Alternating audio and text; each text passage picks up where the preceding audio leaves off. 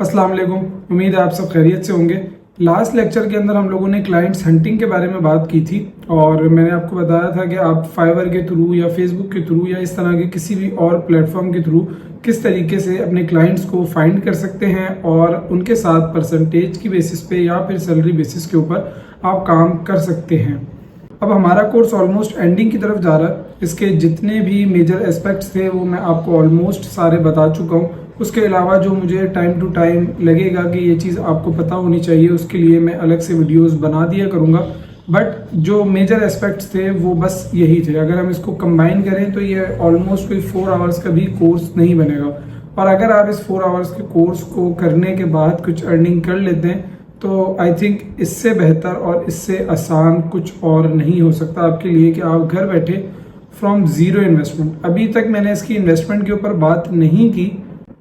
इस काम को करने के 2 तरीके हैं। अगर आप अपनी इन्वेस्टमेंट करना चाहें तो आप अपनी इन्वेस्टमेंट भी कर सकते हैं, और अगर आप अपनी इन्वेस्टमेंट ना करना चाहें तो ये काम ज़ीरो से भी आप कर सकते हैं। आज मैं आप लोगों के कुछ क्वेश्चंस के आंसर करूंगा जो कि मुझे कमेंट्स के अंदर आए थे, और कुछ क्वेश्चन जो है वो मेरे पास पेज के ऊपर या फिर व्हाट्सएप के थ्रू आए तो मैंने उनको आंसर वहीं पे कर दिया।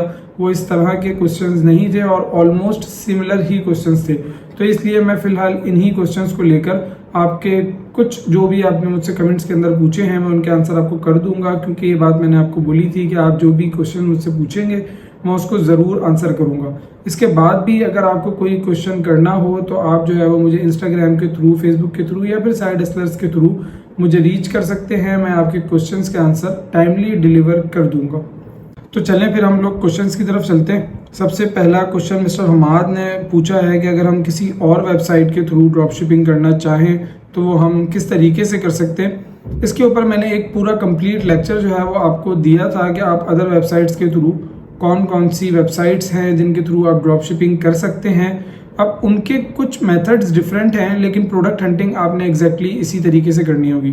अब प्रॉब्लम ये है कि जो छोटी मार्केट्स है ना, उनके अंदर टूल्स हमारे पास प्रॉपर वर्किंग नहीं करते, तो हमें मैनुअली ही हंटिंग करनी होती है। जिस तरीके से मैंने आपको अमेजोन के ऊपर बताया है कि आप प्रोडक्ट का टाइटल सर्च करके उससे सिमिलर प्रोडक्ट जितनी भी लिस्टिंग्स हैं या जितने भी सप्लायर सेल कर रहे हैं उस प्रोडक्ट को, आप उनकी प्राइसेस जाके देखें। अगर आपको प्राइस डिफरेंस कहीं मिल जाता है अच्छा, तो आप दूसरी वेबसाइट से भी सोर्सिंग कर सकते हैं। बट मैं आपको जो है वो रिकमेंड नहीं करूंगा कि आप किसी दूसरी वेबसाइट से फिलहाल करें। उसकी वजह ये है कि सबसे अच्छी प्राइसेस जो है वो अमेजोन के ऊपर ही आपको मिलती हैं। मतलब जिस कंट्री के अंदर अमेजोन काम कर रहा है वहाँ पे सबसे अच्छी प्राइसेस आपको अमेजोन के ऊपर ही मिलेंगी।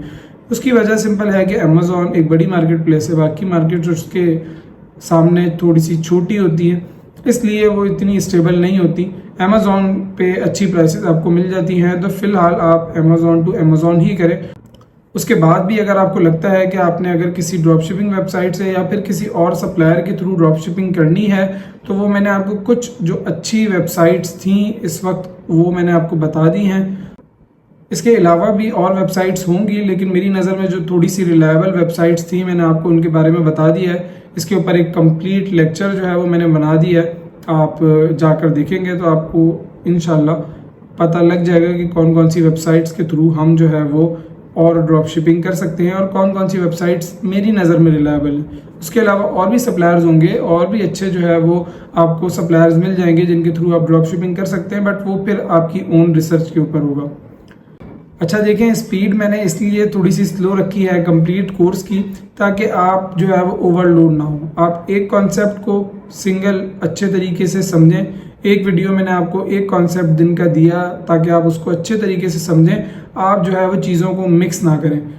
हर टॉपिक का मैंने एक कंप्लीट और सेपरेट लेक्चर डाल दिया है ताकि इन फ्यूचर आपको अगर ज़रूरत पड़े तो आप इजीली बस वही लेक्चर खोलें और वहाँ से देखें कि क्या क्या चीज़ें करनी थी और आपके लिए आसानी हो जाए। क्योंकि अभी आप ये एक दफ़ा जब देख लेंगे तो एक दफ़ा देखने से मेरे ख्याल से काम नहीं बनेगा। आप इसको कम से कम 2-3 दफ़ा देखेंगे। एक दफ़ा आपने अभी देख लिया, दूसरी दफ़ा जब आप चीज़ें ट्राई करने लगेंगे तब आपको कन्फ्यूजन्स होंगी, आप तब जाके लेक्चर्स देखेंगे। फिर आपको इन फ्यूचर कोई प्रॉब्लम आ जाती है, आप तब जाके वो लेक्चर दोबारा देखेंगे तो आपको चीज़ें अच्छी तरीके से अंडरस्टैंड हो जाएंगी और आपके माइंड में बैठ जाएंगी। इसलिए मैंने थोड़ी सी कोर्स की जो स्पीड थी वो स्लो ही रखी है। अच्छा जी, जो दूसरा सवाल है उसके अंदर किसी भाई ने पूछा है कि हमसे ही लोग क्यों प्रोडक्ट्स को बाय करेंगे, मतलब दूसरे जो प्रोडक्ट्स सेल कर रहे हैं जिनके पास कम प्राइसेस हैं उनसे क्यों नहीं परचेज करेंगे। तो इसके ऊपर मैं वैसे एक कंप्लीट लेक्चर जो है वो पीछे बना चुका हूँ, बट फिर भी मैं इस टॉपिक को थोड़ा सा दोबारा एक्सप्लेन कर देता हूँ कि देखें, थोड़ा सा आपका माइंडसेट जो है ना वो चेंज होता है। जब आप किसी डेवलप कंट्री के अंदर जाते हैं ना तो वहाँ पर लाइफ थोड़ी सी बिजी होती है लोगों के पास इतना टाइम नहीं होता कि वो 3 4 5 दिरहम के पीछे सर्चिंग करते रहें आधा आधा घंटा 1 1 घंटा। वो सिंपल अपना कीवर्ड सर्च करते हैं और उसके बाद जो भी प्रोडक्ट उनके सामने आती है उनको मतलब होता है क्वालिटी से। बस उनका टाइम बचना चाहिए, उनको क्वालिटी अच्छी मिलनी चाहिए, प्रोडक्ट टाइमली उनके पास पहुंच जानी चाहिए, दैट्स इट। वो जब अपना कीवर्ड टाइप करते हैं, अमेजोन के ऊपर आते हैं, अपनी प्रोडक्ट को सर्च करते हैं, तो सिंपली उनके सामने जो भी प्रोडक्ट आती है वो उस प्रोडक्ट को देखते हैं कि यार प्राइस ठीक है, मुनासिब है, उनकी समझ में आ रही है और उनको जो है वो प्रोडक्ट अच्छी लगी, उसकी क्वालिटी सही लगी, वो सिंपल ऑर्डर कर देते हैं। वो ये नहीं देखते कि अमेजोन पे इससे सस्ती भी कोई बंदा सेल कर रहा हो तो हम उससे परचेज कर लें। वो बहुत कम परसेंटेज ऐसे कस्टमर्स की होगी जो ये काम करते होंगे, वरना नॉर्मली इस तरह का माइंड सेट वहाँ पर नहीं चलता। मतलब फ़र्ज़ कर लें कि आपकी कोई प्रोडक्ट है, उसकी नॉर्मल मार्केट के अंदर प्राइस है 10 दिरहम्स टू 30 दिरहम्स, लेकिन आप उसको 100 दिरहम का बेच रहे हैं, तो फिर वो जाहिर सी बात है कि कस्टमर को भी पता है कि यार ये प्रोडक्ट इतने की नहीं है। बट 10 to 30 के बीच में जो अमाउंट है, अगर उसके बीच में आपकी प्राइस है तो कस्टमर को पता है कि यार इतने तक की ये प्रोडक्ट है तो कोई मसला नहीं है, कोई इशू नहीं है, हम इसको परचेज कर लेते हैं। दूसरा मेन जो फ़र्क पड़ता है वो आपके कीवर्ड से पड़ता है। अब ये डिपेंड करता है कि आप जिस लिस्टिंग के ऊपर बैठे हैं उस लिस्टिंग के अंदर कौन से कीवर्ड्स यूज हुए हैं और वो कौन से कीवर्ड्स के ऊपर रैंक है, और कस्टमर जब आके उस प्रोडक्ट को सर्च कर रहा है तो वो कौन से कीवर्ड्स को यूज कर रहा है। आप कोई भी प्रोडक्ट ले लें, उस प्रोडक्ट को हर बंदा एक ही नाम से कभी भी सर्च नहीं करेगा या एक ही नाम उसके जहन में नहीं होगा। वो डिफरेंट वर्ड्स यूज़ करेगा, डिफरेंट स्पेलिंग्स यूज़ करेगा, या फिर उसके आगे पीछे कोई भी वर्ड लगाकर उसको थोड़ा सा बड़ा कर देगा या फिर शॉर्ट कर देगा, और ये सारी गेम आपके फ़ायदे में जाती है। अगर कीवर्ड्स के ऊपर, अच्छे कीवर्ड्स के ऊपर आपकी प्रोडक्ट रैंक्ड है, जिस प्रोडक्ट के ऊपर आप जो है वो सेल करने के लिए बैठे हैं, तो आपके पास लाजमी सी बात है कि आप सर्च रिजल्ट्स के अंदर ऊपर आएंगे, आपके पास ऑर्डर्स आने के चांसेस भी ज़्यादा होंगे। इस चीज़ के अंदर हम कुछ अमल दखल नहीं कर सकते क्योंकि लिस्टिंग ब्रांड की होती है और वो पहले से बनी हुई होती है। हम सिर्फ मी टू लिस्टिंग करते हैं। जिस तरह की लिस्टिंग हम करते हैं उसको मार्केट के अंदर मी टू लिस्टिंग कहा जाता है। हम मी टू लिस्टिंग करते हैं तो हम प्रोडक्ट की जो भी डिस्क्रिप्शन है या फिर इमेजेस हैं या कीवर्ड्स हैं, टाइटल है, हम उसको चेंज नहीं कर सकते। इसलिए हम सिंपल जाके बस मी टू लिस्टिंग कर लेते हैं ताकि हमारा जो काम है वो आसान हो जाए। और थोड़ा सा हमें इसका डिसएडवांटेज भी होता है कि हम अच्छे कीवर्ड्स को नहीं यूज़ कर पाते, बट इतना ज़्यादा इशू नहीं होता, आपके पास ऑर्डर्स आ जाते हैं। नेक्स्ट सवाल के अंदर कॉपीराइट के बारे में जो है वो किसी ने पूछा है। अब कॉपीराइट के इश्यूज़ मैं आपको पहले ही बता चुका हूँ कि आते हैं, या वो कॉपीराइट के होंगे या फिर वो इंटेलेक्चुअल प्रॉपर्टी कंप्लेंट्स के जो इश्यूज़ होंगे। जब हम हेल्थ पेज के बारे में बात कर रहे थे तो मैंने आपको वहाँ बताया था कि 2 टाइप्स की होती हैं, एक सस्पेक्टेड होती है, एक जो है वो रिसीव्ड होती हैं, जो कि इंटेलेक्चुअल प्रॉपर्टी कंप्लेंट्स होती हैं। वो सिंपल कॉपीराइट के ज़मरे में ही आती हैं कि आप किसी और की प्रोडक्ट को उसकी विदाउट परमिशन सेल कर रहे हैं। इसलिए मैंने आपको प्रोडक्ट हंटिंग करते वक्त जो क्राइटेरिया बताया था वो इसी हिसाब से बताया था कि आपने ब्रांड्स अगर खुद सेल कर रहा है प्रोडक्ट तो आपने उस प्रोडक्ट को चूज़ नहीं करना। दूसरा, आपके पास कम से कम 3 FBM सेलर होने चाहिए ताकि आपके पास इस चीज़ की 100% नहीं तो 99% कन्फर्मेशन तो हो जाए कि यार ये ब्रांड फ्रेंडली ब्रांड है, ये हमें इश्यूज़ क्रिएट नहीं करेगा, क्योंकि और भी सेलर्स इस प्रोडक्ट के ऊपर बैठे हैं, वो सेल कर रहे हैं, इसलिए हमें भी इस तरह के इश्यूज़ नहीं आएंगे। तो ये सारी चीज़ आपने प्रोडक्ट हंटिंग का जो क्राइटेरिया है, इसीलिए मैंने आपको बार बार बोला कि आप प्रोडक्ट हंटिंग का क्राइटेरिया ज़्यादा से ज़्यादा टाइम्स देखें और फिर उसके बाद उसकी प्रैक्टिस करें। आप प्रैक्टिस करेंगे तो आपको चीज़ें और अच्छे से समझ आएंगी। और एक चीज़ मैं आपको और बता दूं कि अभी तक मैंने आपको जो चीज़ें बताई हैं ना, वो सिर्फ वो इन्फॉर्मेशन थी जो मुझे याद आई टाइम टू टाइम कि यार ये फ़ौरन बता देनी चाहिए।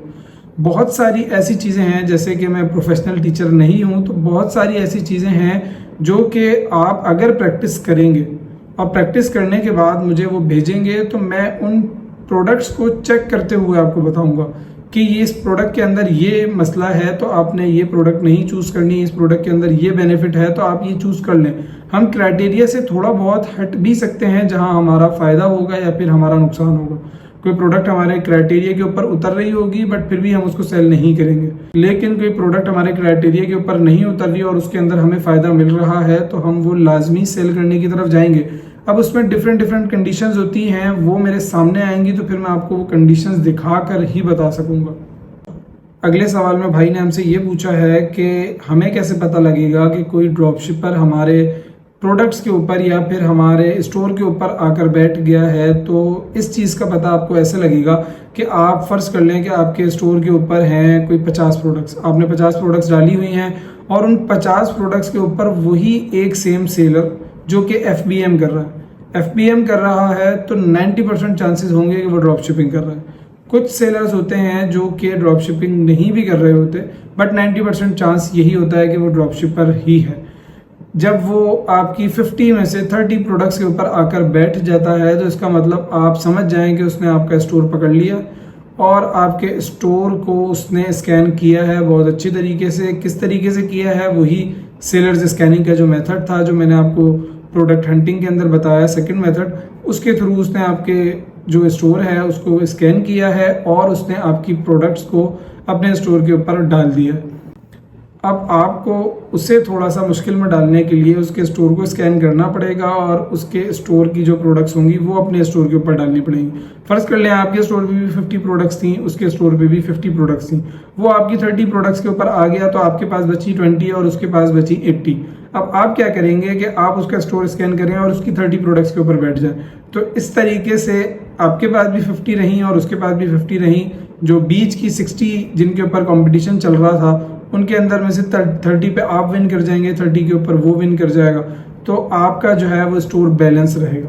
इस तरीके से आप जो है वो उस चीज़ को हैंडल कर सकते हैं। उसके बाद ये जो क्वेश्चन है इसके अंदर लिस्टिंग का पूछा गया है, तो लिस्टिंग की वीडियो मैं अपलोड कर चुका हूँ। आई थिंक 11th लेक्चर है लिस्टिंग की वीडियो का, जिसके अंदर मैंने शिपिंग टेम्पलेट आपको बनाना सिखाया है और उसके बाद प्रोडक्ट को लिस्ट करना भी सिखाया है। उसके अलावा बीच बीच में डिस्कशन करते हुए भी मैंने 1-2 दफ़ा आपको लिस्टिंग करते हुए बताया है कि इस तरीके से हम लिस्टिंग करते हैं। तो ये टॉपिक कवर हो चुका है, आप जो है वो दोबारा एक दफ़ा लेक्चर्स को देखें, आपको इंशाल्लाह मिल जाएगा।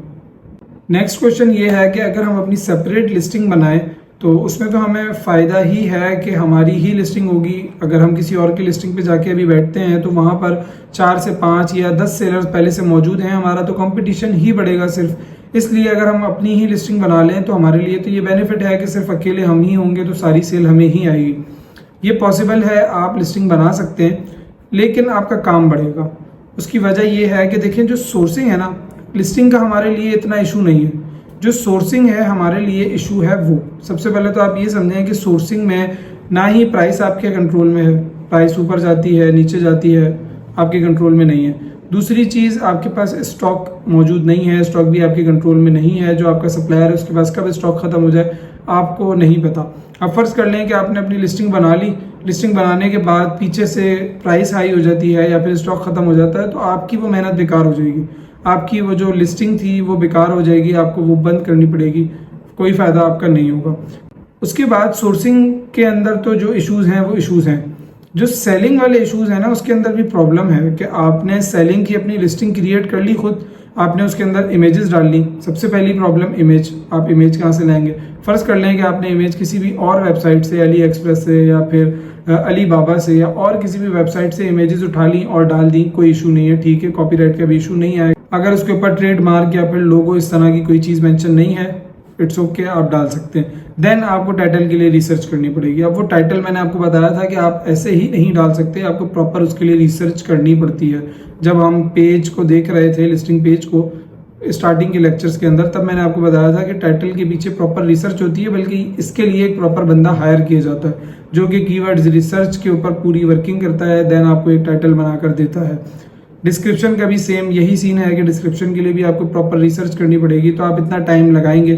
ठीक है, आपने सारा टाइम लगा लिया और अपनी एक लिस्टिंग क्रिएट कर ली। अब मसला आता है उस प्रोडक्ट को रैंक करने का, उस लिस्टिंग को रैंक करने का।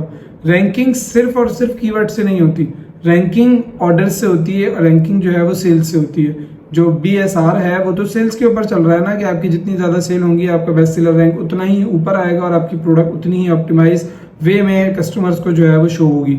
अब उसके ऊपर आपको सेल्स चाहिए, सेल्स भी आपको जो है वो कम नहीं चाहिए, आपको बहुत ज़्यादा सेल्स चाहिए होती हैं। 30,000 दिरहम, 40,000 दिरहम या फिर 20,000 दिरहम्स तक की सेल जब किसी प्रोडक्ट के ऊपर आती हैं तो उसका बेस्ट सेलर रैंक बहुत अच्छा होने लगता है।